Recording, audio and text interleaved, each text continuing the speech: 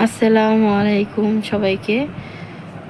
রহমতের মাস রমজান মাস কিভাবে যে চলে যাচ্ছে আমি তো রোজা রাখতে পারছি না। যাই হোক, দেখি শেষের দিকে কয়টা রাখবো। আর এখানে সকালে থেকে ভিডিওটা শুরু করলাম। বাহিরে এরকম আমাদের জানালা থেকে এরকম একটা ভিউ আসে আর কি। আর বৃষ্টি না হওয়ার কারণে পাতাগুলোর অবস্থা একদমই বাজে। আর আমার ছেলেমেয়েরা ওরা সবাই ঘুমিয়েছিল আর কি। আমি উঠেছি, ভাবলাম একটু শেয়ার করে ফেলি। না, সকাল সকাল তো। যাই হোক, আমি আজকে হালকা পাতলা ইফতারি আজকে বানাবো, ভাবলাম আপনাদের মাঝেও শেয়ার করবো। মানে ইফতারে যদি প্রতিদিন খাওয়া হয় বুট মুড়ি পেঁয়াজ আলু, এগুলো যেহেতু তেলের জিনিস, একদম গ্যাস্ট্রিকের সমস্যা, মানে গ্যাসের প্রবলেম হবে। আর শরীরের জন্য এগুলো বেশি খাওয়া ঠিক না, ভাজা পোড়া। আর এখানে আমার যে খেতে ইচ্ছা করে মাঝে মধ্যে হচ্ছে বাইরে থেকে কিনে নিয়ে আসি, এগুলো অনেক বেশি ঝামেলা। দেখতে মনে হয় সোজা, আসলে করাটা অনেক বেশি কঠিন। এখানে আমি ট্যাং দিয়ে শরবত বানাচ্ছি, আর সাথে চিনি আর ট্যাং প্রথমে গুলিয়ে নিলাম, তারপরে হচ্ছে লেবুটা দিয়ে দিব। লেবু এই পাতিলটা সয় হচ্ছে আমি পাতিলে বানাচ্ছিলাম, এখানে সয় ফ্রিজে রেখে দিব ঠান্ডা হওয়ার জন্য। আর এখানে আমি ঘরটাও পরিষ্কার করেছি। ইফতারি বানানোর পর হচ্ছে একদম ঘর পরিষ্কার করে ঝাড়ু দিয়ে মুছে ফেলছি। আর এখানে আমার ইফতারিও রেডি। এখানে ফল ছিল, ফলটা সবসময় খাওয়া ভালো, কিন্তু ভাজা পোড়া খাবার অনেক বেশি কম খাওয়া ভালো। এখানে তরমুজ নিয়ে আসছে, তরমুজটাও কাটবো। আর এখানে এই তো ইফতারিও রেডি করে আমি রেখে দিব। এখন আগে প্রথমে তরমুজটা কেটে নিই। যাই হোক, যদি আমার ব্লগ ভিডিওটি আপনাদের ভালো লাগে অবশ্যই দেখবেন। আমি তেমন হয়তো বা কিছু শেয়ার করি না, আমি আমার লাইফস্টাইলটাই শেয়ার করি। লাইফস্টাইল মানে কী করি না করি সেগুলাই শেয়ার করি। হয়তো বা অনেকের কাছে ভালো লাগে, আর হয়তো বা অনেকের কাছে ভালো লাগে না, আমি জানি না, বলতে পারি না। যদি ভালো লাগে অবশ্যই কমেন্ট করে জানাবেন। কষ্ট করে ভিডিও বানাই, কিন্তু তেমন ভিউ আসে না, আর তেমন মানে সাপোর্ট কেউ করে না তেমন। আর এখন সব জায়গায় ইউটিউবার। যাই হোক, একটু শখে বসে বানাই, কষ্ট করে অনেক দিন তো হইলো বানাচ্ছি ভিডিও, একটু কষ্ট মষ্ট তো হয়ই। কিন্তু আপনারা অবশ্যই সাপোর্ট করবেন, লাইক দিবেন। যারা লাইক দেন আপনাদেরকে জানাচ্ছি অসংখ্য অসংখ্য ধন্যবাদ সাপোর্ট করার জন্য। আর বেশি কথা না বলি, যত কম কথা বলবো ততই ভালো আর কি। যাই হোক, এখানে আমি সব রেডি করে নিয়েছি, মানে না হলে ইফতারের আগে একদম তাড়াহুড়া লেগে যায় যে কখন কি করব। যাই হোক, আর আমার ছোট মেয়েকে নিয়ে, আমার ছেলে মেয়ে বাবার বাবা টানাটানি এই সে, এখন দেখে রাগ করছে, বলছে যে এইভাবে নিছো কেন, ধমক দিছি। আমার মেয়ে হচ্ছে আমার পিছে এসে বসে রয়েছে, মানে ভয় পেয়ে। আমি ওর বাবাকে ডাক দিলাম এই জন্য আর কি, আমার পিছে দাঁড়াই ছিল। এখন বললাম যে সোফায় রেখে দিছে দেখো। আর বাচ্চা কাচ্চা দেখে শুনে রাখা অনেক বেশি যেহেতু আমার মেয়েও ছোট। যাই হোক, একটু তো দুষ্টামি করবে, নিতে চায় হয়তো, সব চোখের সামনে থাকলে দেখা যায়, কিন্তু একটু দূরে থাকলে দেখা গেছে কি না কি করে ফেলে। যাই হোক, আমার ফ্যামিলির জন্য অবশ্যই অনেক বেশি দোয়া করবেন।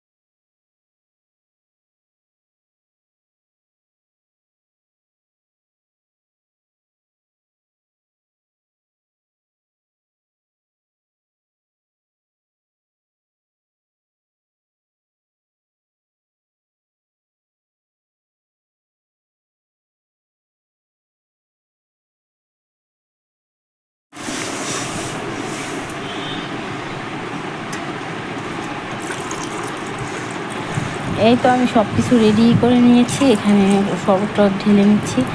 আর যেহেতু এখন গরম পড়ে গিয়েছি, একটু ঠান্ডা ঠান্ডা শরবত খেতে কিন্তু অনেক বেশি ভালো লাগে। আর ট্যাংয়ের শরবতটা আমার বরাবরের মতোই অনেক বেশি ভালো লাগে। মনে হয় যে শরবত হলে আর আমার কিছু লাগে না। যাই হোক, এখানে এখন আমি ঢালি, তারপর সবাই মিলে হচ্ছে ইফতার করবো আর কি। আমার হাজব্যান্ড ওরা রোজা রেখেছে, কিন্তু আমি তো রোজা রাখিনি, তারপর খাচ্ছি আর কি। যাই হোক, এখানে আঙ্গুর ফল নিয়েছিলাম, আর ওগুলো কাটা হয় না, এত কিছু হয় কি খাওয়া হয় না। দেখা গেছে শরবত খাওয়ার পর তেমন ওরকম খাওয়া হয় না। আর আমি মুড়ি বানাইনি, কারণ মুড়িটা আমার একদম ভালো লাগে না। আর এখানে আমার উপরে হচ্ছে আমার যা ওরা ওরাও বানিয়েছিল, পরে দিয়েছে আমার হাজব্যান্ডকে, কারণ আমার হাজব্যান্ড হচ্ছে মানে কি বলে ঝালমুড়ি, মানে এরকম মুড়ি মাখা খেতে বেশি পছন্দ করে। আর আমি তেমন খাই না, আমার তো গ্যাসের সমস্যা হয়ে যাবে, এই জন্য আমার অল্প স্বল্প আর কি, এমনি পেঁয়াজু আর আলু চপ এরকম অল্প খাবো শুধু শুধু। যাই হোক, ওরা উপরে গিয়েছিল মুড়িটা নিয়ে আসার জন্য, আর আমি এখানে লাইট 2টা জ্বালানো ছিল, ভাবলাম অফ করে রাখি, আসুক তারপরে একসাথে ইফতার করবো।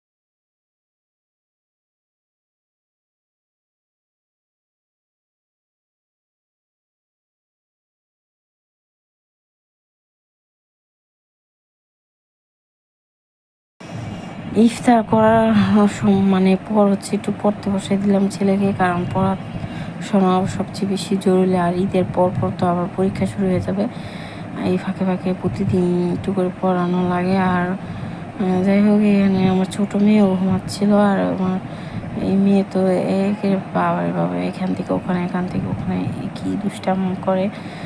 যাই হোক, আমাদের জন্য অবশ্যই বেশি বেশি দোয়া করবেন। আর ইফতারের পর অনেক বেশি ক্লান্ত লাগে, ভালো লাগে না কোনো কিছু। তারপর আর কি এখানে একটু গুছিয়ে নিলাম সুন্দর করে, একটু রুমটা পরিষ্কার করে রাখলাম। পরিষ্কার করে রাখতে ভালো লাগে, কেন জানি পরিষ্কার করে রাখি, তার কিছুক্ষণ পর দেখে আবার কীভাবে জানি মানে নোংরা হয়ে যায়। যাই হোক, ভিডিওটি দেখেন, যদি ভিডিওর এই পর্যন্ত দেখে থাকেন, লাইক দিতে ভুলে যান, অবশ্যই একটা লাইক দিবেন। লাইক দিলে তো টাকা পয়সা লাগে না, তাই না? একটা লাইক দিবেন, আর আপনাদের কোনো ক্ষতি হবে না, একটা লাইক দিবেন। এখানে আমি পটল ভাজা করব, সাথে কচুরমুখী আর সাথে আলু দিয়েছি।